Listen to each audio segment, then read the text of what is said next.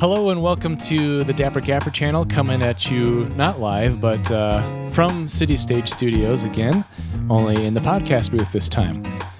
Some of you may have seen a light be released this week, the Skypanel X, probably a much anticipated light by many people in the industry.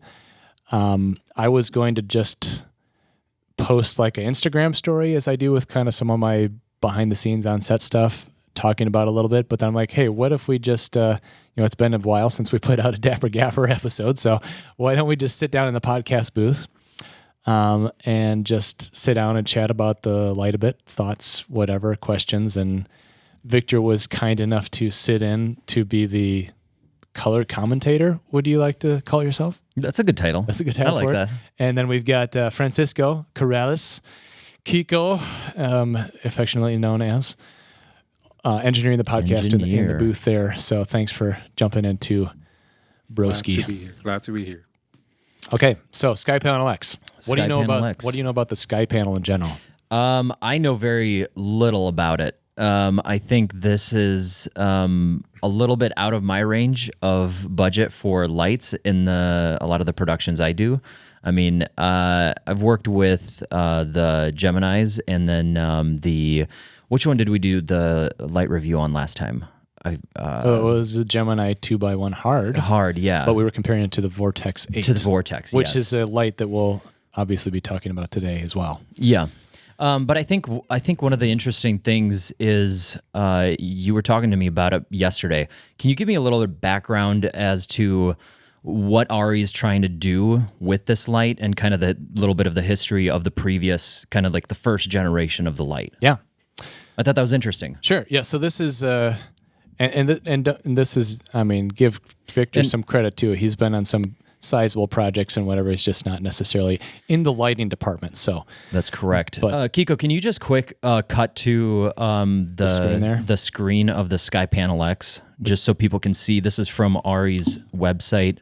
We are on it. Okay, yeah. So it's just kind of got this loop going of that new fixture. You know, I think it's before we start on kind of the history of the light, I do think it's kind of an interesting design. I don't know what to think of it. It looks a little clunky, like bulky, but I do kind of like the look of it at the same time. It's got like a 50s vibe, and that's just from my good old German engineering. Yeah. Hope that's not offensive to do a fake accent like that. No. I respect German engineering. Who doesn't? Yeah, right. Anyway, so the Skypanel history is, and this is all from my perspective as a gaffer of 15 some years. So what I say is not necessarily gospel on all this, but this is just kind of from my experience working in a number of different capacities and projects for the past decade and a half or so. So from what I see, Arri with their Skypanel essentially established like this new form factor of LED lighting fixture that was kind of the first LED lighting fixture widely adopted in the film and TV industry. There was, I think, the light panels, 1x1 panels kind of predated this some, but they had a lot more adoption, I'd say, in like TV and broadcast than necessarily cinema.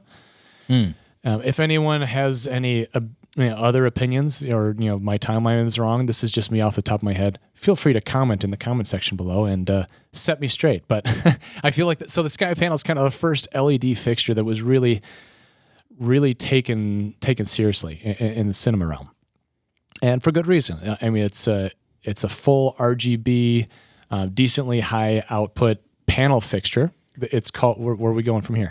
I was just gonna. Can you? What was the first? What was the precursor to this light? What was that called? LED. Oh, well, I mean, as far as I know, it's basically a play on the name Skypan, which was just a tungsten fixture, kind of open face, circular deal. He's gonna pull up a picture of it. Skypan. That's just yeah. Can you cut to that, Kiko? There's a better picture. Probably here. Yeah. Oh. You see that guy? Kind of low res version there. But just kind of it's used for blasting like painted backdrops or just throwing like massive amounts of lights at stuff, and you would just have like arrays of these things. So I think that Skypanel was kind of a play on the word Skypan, which is what that's a mole fixture. And that's kind of, I guess, the original idea with it was just kind of this wash of light sort of idea. But and there was kind of initially two versions of it. There was the version that's had the widest adoption, which is the RGB. You can dial in full colors, pretty groundbreaking from a standpoint of not having to gel all the lights and that sort of stuff. They also had a remote phosphor version early on that you really don't see much of. I don't know if I've ever used one, but the idea of remote phosphor it's a good idea in some contexts, but it's just the upside of it doesn't necessarily outweigh the downside. Because with LEDs, they're natively like blue, or in that blue hyper blue spectrum, you wouldn't necessarily use naked. So they go through a phosphor substance that actually illuminates and gives you your usable light and color. And then he just pulled up a picture on the screen there, Kiko. So Arri installed this kind of yellow, what would you say? It's like a phosphor I mean, as best as I know, it's just like a phosphor-based panel or coated panel that you would slide in front of it. And Cineo did some of these too. I had a couple of Cineo lights that did that. And the idea of it is so the longer you run your LED lights, the more they degrade. And it's kind of negligible but like if you're running it for long periods of time and for years on end, like especially in like a TV studio sort of situation where you just have them blasting all day during the broadcast, maybe that would make more sense in that situation, because as the LED degrades, you don't have to like replace the whole fixture. You just slide a new phosphor panel in front of it, and keeping them up to date would be a more cost effective. It's honestly smart.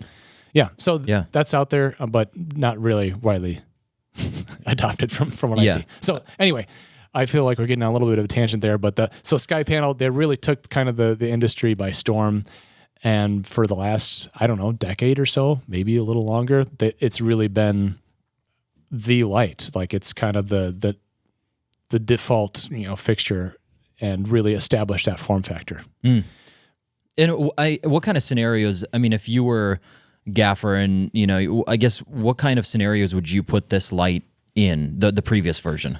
They're very versatile.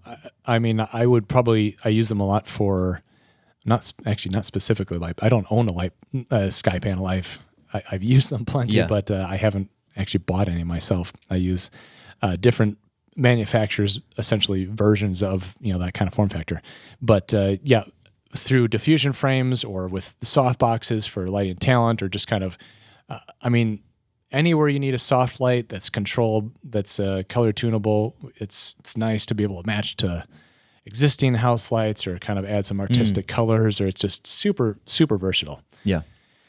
So, soft light, native soft light. And was the last panel, that was full RGB, right? Yeah. Yeah, yep. okay. Mm-hmm. Interesting. But it's been out there for quite a while now. Yeah. It's kind of in recent years, and this gets us to probably the reason that they brought this out, is they've really, another manufacturer by the name of Creamsource out of Australia. I have a special connection to Australia because my wife is Australian. Yes. But Creamsource has developed the Vortex 8, which is on a lot of the big projects today, what used to be, they maybe call for 20 sky panels, now they're calling for 20 V8s, 20 Vortex 8s. Okay. And the reason is they're more flexible. They're a natively hard light that you can soften, which is inherently more, can be used in more situations. They're IP rated, so you can leave them out in the weather. The light engines running them are more intelligent than they used to be, and the control and that sort of stuff. And you can rig them in arrays more easily, and it's just become kind of the new fixture where if you're wanting to build like an array of fixture for like on a Condor, or just kind of blasting like a ton of light, that's what they're all asking for now. Is the Vortex 8. Yeah. So I think that they've taken a massive amount of market share from Arri in that regard, and this was just a natural an actual response to that I think everyone kind of expected. Like it's clearly taken on the Vortex 8 here. Now, do you think, from the modularity of the rigging that you see in that video, to the IP rating and some of the control factors and the like the what do they call it? Kind of the multi-region or the multi-zone pixels, I guess. Like it's got like 8 different light engines with it, which you can kind of do some different stuff with. Yeah. So now the V8, are there any downsides to that you see? And you have one. That's the one you have, right? Yeah, I've got, Vortex. So are there any downsides that you see with that light? I think it's a heavy light. Yeah. I mean, it is heavy, and I'm not.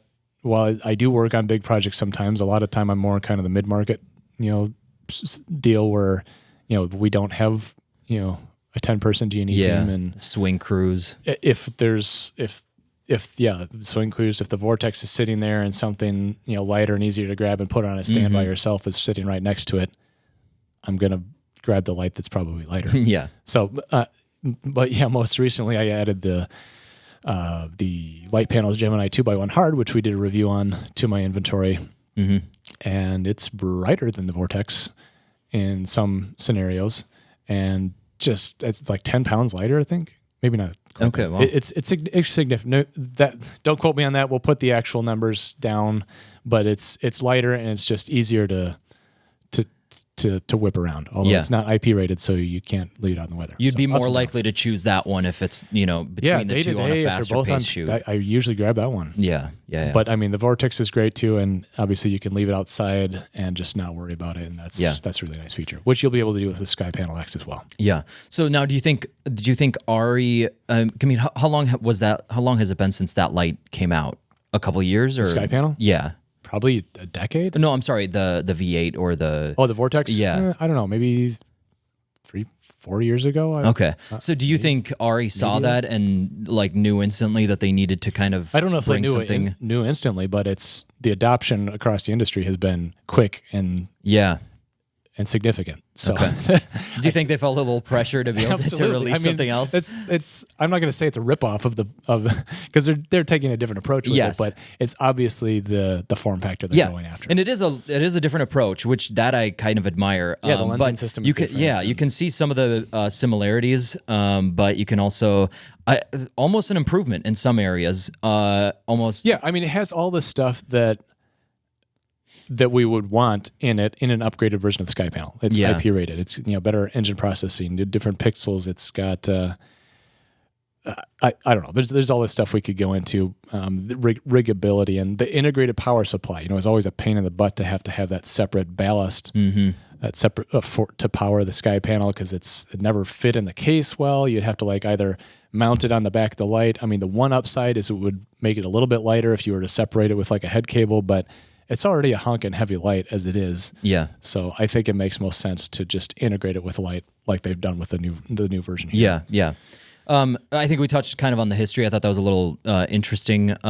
So let's just dive into the light itself. Kiko, if you could just bring it back to the video playing. Bring it back now, yo. So, Joe, I just wanted to get your just initial reactions and thoughts just from seeing the video. Just from this, what are your first thoughts? It looks cool. It looks riggable. And, just from looking at the specs, it's it's a logical upgrade to the Skypanel X. Would I say it's groundbreaking? Not really. Probably the thing that I'm most interested in about it, and this was just announced, so I haven't had my hands on one. Right. Maybe I'd have a different opinion if I had to, if I could test one out. Maybe you should just take this time to say, Arri, we do light reviews as well. So sure, if you'd like to send the Skypanel X over, we'd be happy to review. Take it, No, sorry, go ahead. But probably the most interesting thing that stood out to me about this light is if you're on the screen there, Kiko. Actually, I'll just pull it up there. Where did accessories? The hyper optic, they're calling it. This is the thing that really most interests me about this light. Mm-hmm. It's a lens array that slides into the accessory slot on the front of a Skypanel. That just does it have? Yeah, look at this image here. So, looking at the photometrics of it, it does some crazy stuff to the intensity of the light and the throw. Now, I mean, we can talk about how, I mean, it's narrowing the beam. So obviously you're not getting more light out of the unit, but it's focusing it, throwing it farther. And the other thing that's cool about it is it's converting into this round beam, this round pleasing beam. Yeah. And that's something I don't like about the light panels Gemini Hard is, while it's super bright, naked, it's not a pleasing beam whatsoever. Yeah, so that's a good point. I pretty much rarely ever use it without something in front of it. Yeah. And I think it's okay to say this, but Light Panels is developing something to address that, which I'm are you on the inside? Maybe. Oh, wow. Look at you. Which I'm looking forward to testing out. But this is actually something I had kind of pitched to them as well. Like, you should develop. Actually, I got it from the Felix lights. Okay. I don't own any of those, but I've talked to the guys on multiple occasions. I've used them on a few different occasions, and they're doing some innovative stuff, especially with like small chip focusable kind of lights and things like that. But one of their lights, I think it's called the Matrix, has this kind of accessory lens that slides in. It almost looks like 4 Fresnels. And it just blends the multi diode source behind it into one kind of cohesive beam. Okay. So this is similar concept, just bigger. Similar concept, but this is obviously taken to the next level. Yeah. And looking at the photometrics, it's way brighter and throws a whole lot farther and just cleans up that beam. So that's a pretty cool development and something I'd love to see more manufacturers do. The downside of it is, and back to you were talking about the Vortex and maybe any downsides of that, the weight. I don't like the weight of it. I mean, it's built like a tank, which is great for longevity, but it's darn heavy. And this light is even heavier by a few pounds. So like that's kind of a step in the wrong direction. Right. I mean, the Skypanel was already heavy. Yeah, where the some of the specs? Yeah, let's pull that up. Tech data and downloads. The photometrics. Like, here's the hyperoptic photometrics. I'm sure Kiko is showing this on the screen. So let's say at 5600 Kelvin, he's giving us a thumbs up. What is this saying? Oh, distance. Yeah, so say 6 meters, 1,200 some foot candles. Let's look at the Vortex. I feel like we're just going to... B&H doesn't have them in stock right now. Come on. Vortex 8. Maybe we can speed this up in post. $5,600 or so. Specs. Weight. No, what are we looking at? Photometrics. Photometrics. 6 meters. Okay, so get a load of this. 5,600 Kelvin at 6 meters, 340 foot candles. Wow. Versus, what did we just say? Like 1,200? Yeah. So that's crazy amount of throw. And now that's with the projection in front. That is my yes. Yeah. See, it's under the hyperoptic. Oh, yeah. So without it, what is it? Without it, it's nowhere near as impressive. Okay, yeah. Open face at 6 meters is only saying 40 foot candles. Okay. So that tells me that the light is spreading a lot more. And this is just me interpreting the stuff that they literally just posted this week. So maybe some of it's not tweaked right or whatever. The dome is a little different. But like that number on the hyperoptic lens is really what stood out to me. Yeah. But the downside is it's another 10 pounds it adds to the light. Yeah. So and you're carrying two things rather than just one. So you're talking about, and the weight of the fixture itself is... Yeah, with the yoke, like you could lighten it up losing the yoke if you're like building multiple of them into an array. Mm-hmm. But with the yoke, say you just wanted like the light on it stand by itself, 39.7 pounds. So 40 pounds plus, like you're talking about a 50-pound light here. Yeah. Now, I know, like, sure, what would we need to get that kind of, output? Probably a 2,500 watt HMI. So, yeah, I mean... That's heavier than a 2,500 watt HMI, but all the other flexibility and the light engine and color and stuff that you get with it, like, yeah, but it's heavy. It's like, it's not going to be for everyone for sure. And I mean, when your lights are heavier, your rigging has to be heavier, your condor has to be heavier. It becomes exponential. So Right. I don't know what Light Panels is doing to be able to keep their fixtures as light as they are, but I like it. Yeah. I'm curious to see once they add IP rating, which I'm sure is probably the next thing they'll expand into, like how much that adds to the weight. Mm-hmm. Because that's one of the biggest differentiating factors is that it's, you can't leave them outside. But you can always use cell screen or rain shields and stuff for it. So, I mean, it's heavier. You have two pieces to the light itself in order to really be usable. Well, what is the price point on the Sky Panel? It's not released yet. Not released yet. Okay. I think they're still waiting on some U.S. approval for okay regulations. I have a feeling it's going to be above what. Oh yeah, it's going to be. I mean, it's probably going to be. I mean, I would guess around $8,000. Okay. Yeah. But I mean, that's just kind of Arri's business model. They're not like Aperture, where I'm not dissing Aperture here, and I would say, I've become an Aperture fan. It took me a long time. Yeah. But they're continuing to push more into the pro market, and like with their acquisition of ProLight recently, they're obviously meaning to be taken seriously and worked on bigger productions. So I'm not dissing, but they're releasing newer stuff all the time. It's hard to keep track of where does this light fit in the ecosystem sort of stuff. So it's a very different business model. With Arri, they're like, we are going to build the best thing, that you need, almost like the Apple model in a way. Yeah, good comparison. But they build this premium project that's really well engineered, German engineers, and they put it out there, and the life expectancy of these things is like a decade. We've been using this Sky Panel for, I hope 10 years is right, because it feels like it's been. Yeah, I'm basing a lot of this episode on 10 years, but well, let's just find out. Okay, Sky Panel. Let's look this up right now. Arri Sky Panel release date. Yeah, I mean, I think there's just a lot of lights in it with the Aperture brand. It's just for what you need, and that was my next question to you. Is just like, who do you think the Skypanel X is designed for? Is it large sets? Is it? It doesn't seem like all the information I'm finding right now is on the new one. So. This one doesn't, if you're someone who 60. works with a 5-person crew, this isn't probably going to be a light that's going to be the best option for you, but if you're wanting to, put 6 of them on together and, just put out a mass amount of light, then, and you have the crew to be able to handle that, then it, I think, so that's a big Yeah, I mean, I see them on plenty of India projects, and I've worked with them on plenty of smaller projects myself. So but I mean, that's more of a rental item at that point. Yeah. It's not something you're going to buy. Right. So that pretty much restricts it to bigger markets where there are rental houses that are going to stock up on these things.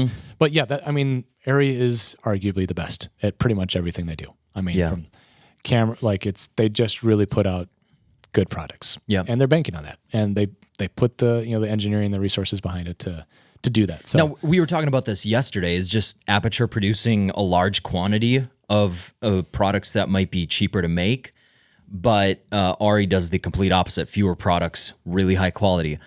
Monetarily, where do you think the market's going? Which company is going to profit most? Because, obviously that's sorry, Kiko, keep bumming this cord. Yeah. That's where, if the market's going to dictate on what the future of lighting is going to look like. So is it going to be more of an Aperture brand or more of an Arri approach that you think is going to take over the future the next, decade? I think both will exist. Yeah. Because it's like rental houses, big productions, big market stuff like that. They want something they're not going to have to replace in 6 months. That's true. Good point. They need something that's going to last and something that people are going to ask for. Yeah. So I think there's always going to be that. And those are the projects that are going to order 80 of these things for whatever. Yeah. For this project. Yeah. No, that's a good point. I think that will continue to exist. But on the other hand on the other side of the equation, there's a lot more people, like smaller market people, who use the more cost-effective lights. So the demand for that number of lights is greater collectively than just the big demand in the big markets sort of situation. Yeah. No, that makes sense. So when the The I didn't find the date precursor on to it. this light. Oh, you did not. Okay. But yeah. Okay. So anything else that you want to talk on spec wise on this light? I feel like let's go back to the specs of here. this. Is this it? Yeah. I mean, lumen radio of, weather rating, Yeah, it is weather. all this, ArtNet and DMX and some advanced sort of CRMX control stuff, effects, I'm sure. Like everything is just better, but like everyone else is doing that too from like a tech standpoint. Oh, it is higher wattage too, 800 watts. So that's, I think, about double the power of the original S60. I think it's like a 400 watt light. Okay. I think the Vortex is like a 600. Yeah, I think 640 or I think we were looking at it yesterday. 650 watt light. So it's a little more powerful from a consumption standpoint than the Vortex 8.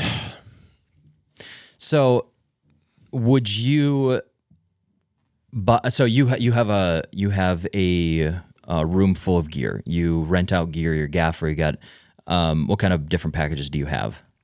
As a whole, you have a 3-ton? Yeah, I mean, I mainly run with a 3-ton truck, Yeah. and then I have kind of a small G&E shop where, we have probably 3 or 4 trucks worth of gear, but just the one truck to actually move it in. So Right. Yeah. people come out and rent stuff. Yeah. So you are a smaller rental house in Rockford. We're just outside of Chicago by an hour and some change. Is this something that you, as a smaller rental house, would add to your arsenal? I think that remains to be seen. Out the gate, I mean, I'm sure it's good. There's no doubt about that. But I'll be curious to see the price point, and it'll just depend on kind of what I'm asked for. Because I don't see this necessarily as replacing anything that I currently have. Yeah, maybe a marginal improvement on some of them. So unless I have a demand for people specifically wanting that light, I don't see myself buying it. Unless Arri wants to send me one and I really fall in love with it. But it's, I mean, the weight, it's just, I serve more the mid-market and mid and indie market. And that's something that would be cool to have on hand. I'm not going to be an early buyer of it. No. Yeah.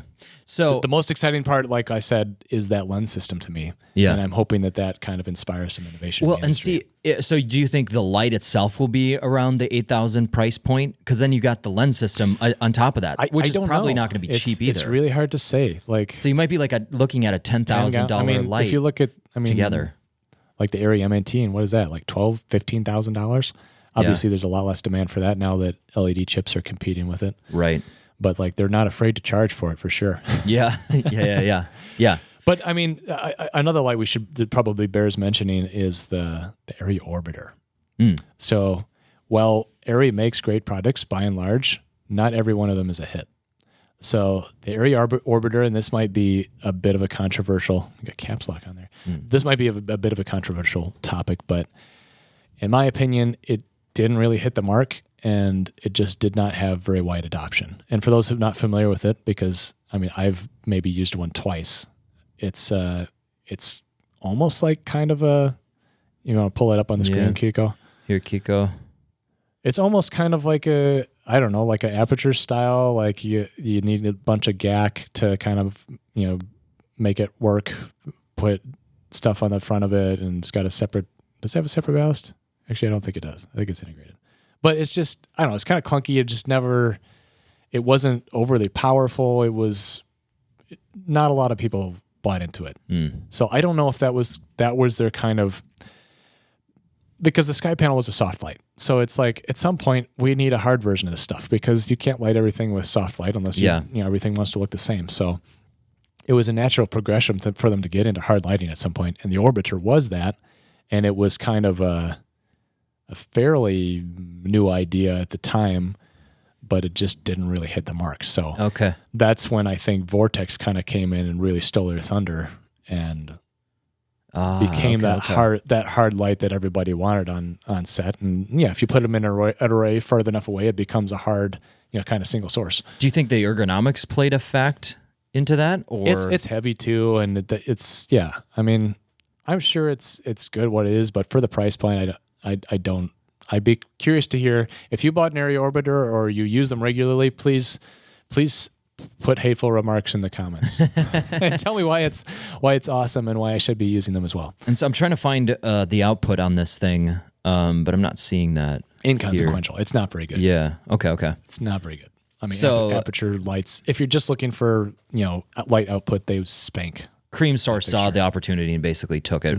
Yeah, but it's with this. totally different form factor, True. different idea. Yeah. And then I feel like the Skypanel X is kind of the answer to Vortex taking their market share. Yeah. Interesting. But there's nothing to say that Vortex, Creamsource couldn't necessarily build some sort of lens system to slide in front of theirs too. Yeah. So Which I thought that was interesting that you had suggested to them that they. I do suggested something- that to light panels because Oh, I to don't, light I don't panels. like the beam cast of the 2x1 hard when it's not modified. Yeah. And hopefully that's being changed soon because it's a great light and Yeah. it's very light. The only Weight-wise. thing you would change is just directing it. Just cleaning up the beam, like it's just a dirty beam. It's not pleasant to look at. This kind of you can see our previous episode on that, but the color is kind of really varies from the center to the sides. So just cleaning that up would go a long way to make that more usable. But even without that, it's a great light, and with the thin diffusion in there or the ultra thin diffusion in there, it's very powerful, and I love using it. Yeah. So some scenarios that you would find yourself using the Skypanel X. Let's say it comes out at a good price point. You decide that there's enough interest. You buy it. What kind of scenarios would you, as a gaffer, put this light in on? The projects that we typically do. I mean, we do larger ones, but the majority of our work is medium-sized indie stuff. So, what scenarios would you see yourself using this in? I mean, it's a very versatile light from the capabilities of what it can do. Like, I mean, it can be hard, it can be soft. You can, with that hyper optics thing on it, they could throw a long ways, and full RGB with that. That's pretty cool. Mm-hmm. And I love how it's cleaning up the beam and making it round, spherical, not really spherical, round. I mean, you could use it for key light, for fill, for washes, for kind of probably even sunlight with that, coming through windows with that adapter on it. Yeah. So very versatile. It's just like, well, there's other lights you could do that with too. So it's kind of what's going to be your go-to fixture to grab. Yeah. And those are some of the things that are hard to tell unless you actually have our hands on with the light. Yeah. But yeah, looks interesting. We would love to review this light in person. So Arri. We have a 3,000 square foot soundstage at our disposal. Yes, we do. Or we could do some advanced tests with. Yeah. That'd be kind of fun. That would be fun. That would be. But Any last thoughts on the light? yeah, so I mean, I kind of saw it on social media on some groups I'm a part of, and the other day, and it piqued my interest. Obviously, if Arri is putting something out there, it's something noteworthy. So I looked into it, and initial thoughts is, I mean, I have to kind of see it to believe it almost. I'm not convinced at this point. Like that. Yeah. Like I said, the biggest part to me is that hyper optic lens on there is pretty cool. I'm sure all the effects and the integration and the wireless control and that stuff is great, but it's almost like that's just expected these days. Yeah. Right. Riggability is a great upgrade. So if you have like a Skypanel already, or that you've been using those and that's your go-to light, this is a very logical upgrade, and it's checked all the boxes to like just have a new Skypanel version out there. Yeah. Definitely a no-brainer from that perspective. Yeah. But yeah, excellent. Is that the best light for you? That's a question you have to ask. Yeah. The right answer is always all of them. All of them. That's kind of what your kit says. Josiah's got Not exactly a brand loyalist. No, but that's great. I mean, in the end, you're here to serve the people that are, renting the lights that can't afford them, or, already have a good array that you just want something different. So that's good. You have a good variety of that. So if anyone is looking to rent lights in the Chicago Rockford area, definitely hit up Josiah. He's got like I said, a vast array of all sorts of Victor production gets a 40% support. commission. 65. 65. Better by a minute. Kiko, you have anything to say about this light? I'm excited to work with it. Hopefully we do get a sample of it and we can test it out and mess with it a little bit. Francisco is a competent grip, and in the Midwest here, Key grip, yes. He in the Midwest here, if you're not familiar, like a lot of the crews are swing crews out here, so grip and electric combined. Plenty confident, running power and all that too. We worked together for a bit, so Thank you. But so you're excited to work with the light and be interesting to test out, kind of compared to some other ones. Arri, send us a sample. We'll test it out. There you go. You heard it from the man himself. Wait, is there a ballast? No, it's integrated. No. Well, it does have like a little separate Kiko, control just unit, swing. almost like the. Go to the. Was it the Nova, Aperture Nova? I just know right there. Oh. What is that on the bottom? That might be a battery. It's battery. Definitely Okay. Definitely not a ballast. It does have like a removable control unit, kind of like the Novas from what I saw. I see. Okay. I mean, the Skypanels had that too, but it was an accessory. Yeah. I mean, that would be, if it had a separate ballast, that would just be stupid. Pretty much, yeah. three no, parts there's to a reasons light. to have separate ballasts, but this was better to be integrated for sure. Yeah. All right, guys, that's the review of the Skypanel X. This is your show, Josiah, and I'm closing it. That's it. It's not really a view. This is just initial quick thoughts. If you're a geek about lights and keeping on top of tech, I hope you've enjoyed what we've our ramblings here. But if you have any thoughts, feel free to reach out to us. And if there's anything else you'd like us to chat about in the future, maybe we'll make the podcast maybe a more regular part of this going forward. A little bit of because a our release. release schedule is not very good. No, Dapper we Gaffer released one at episodes. like NAB this year. Yeah. Well, the been thing super is, busy. Yeah, it has been busy, and we've been trying to find days, and then all of a sudden the week gets busy. Quick shout out to another podcast that we're both a part of. Yes, that recently started. City Stage and Friends, which is obviously based out of City Stage Studios here as well. Right here. Is hosted by Mr. Johansson himself. Johansson.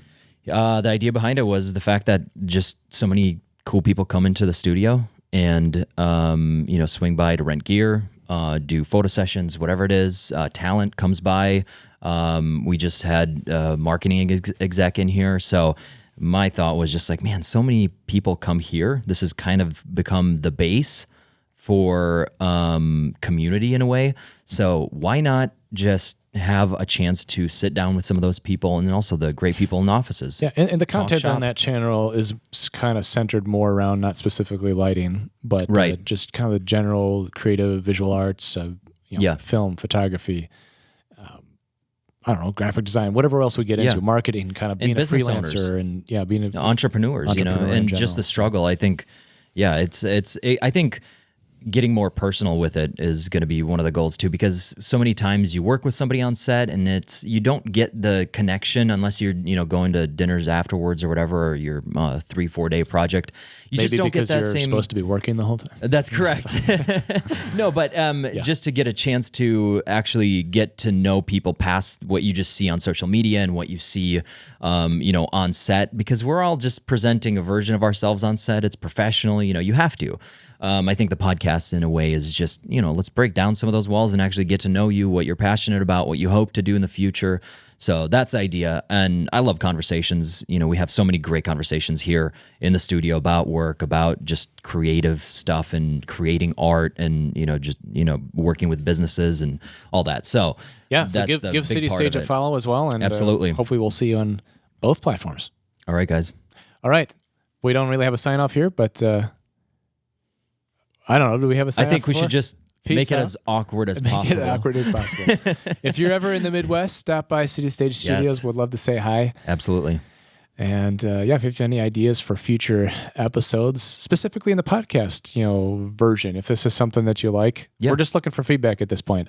Yep. Hopefully we can kickstart, doing these episodes more regularly as we go into out of an intense season we've been in here at the studio recently. So And we Yeah, can more to produce come. we can produce a little bit easier in here in the podcast and do light reviews, look at different things here. We don't have to set up all the lights. Everything's already set up, cameras, lights, audio.